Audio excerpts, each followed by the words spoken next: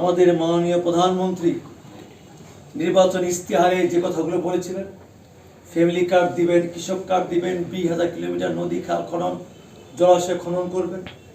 উনি ইমাম মুয়াজ্জিম পুরোহিতদেরকে, সেবকদেরকে সম্মানী ভাতা দিবেন। উনি বিশেষ করে আমাদের স্বাস্থ্য কার্ড দিবেন।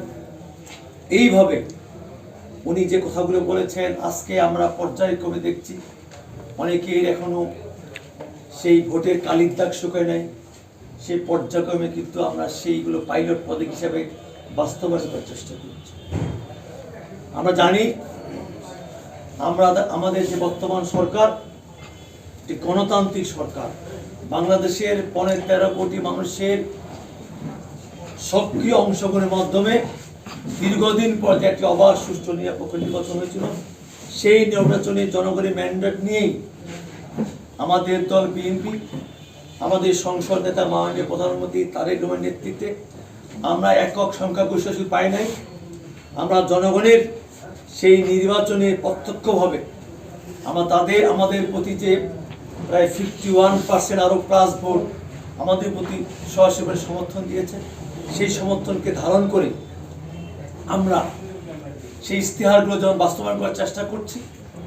এর পাশাপাশি আমাদের বিরোধী দলের অনেক নেতৃবৃন্দ জুলাই সনদকে নিয়ে, জুলাইকে নিয়ে অনেক ধরনের বিভ্রান্তিকর কথা বলছেন।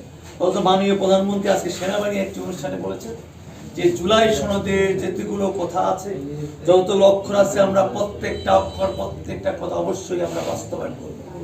তবে অনেকগুলো বিষয় ডিসেন্ট ছিল, সেই বিষয়গুলো আমরা সংসদে আলাপ করব, আলোচনা করব, যার মধ্য দিয়ে আমরা এইগুলো একটি সমৃদ্ধভাবে আমরা একটি সিদ্ধান্তে যাব, যার মধ্য দিয়ে এই বাংলাদেশ যেন আর কখনো কোনো নব্য স্বৈরাচারের জন্ম না হয়, আর কোনো নব্য স্বৈরাচার জন্ম হয় যেন আমাদের এই জুলাই আন্দোলনে আমাদের প্রায় 700-র বেশি ছাত্র জনতা, শ্রমিক, যে আমাদের শিশু কিশোর সাথে শহীদ হয়েছে, আমাদের 30,000-ও অধিক আমাদের ছাত্র জনতা যে আজকে চক্ষু হারিয়েছেন, কেউ পঙ্গু হয়েছেন, কেউ হারিয়েছেন, এইরকম যেন আর কখনোই কোনোদিন কেউ স্বৈরাচার হতে না পারে, সেই জন্যই আমরা সেইভাবে ঐক্যবদ্ধ কাজ করতে চাই।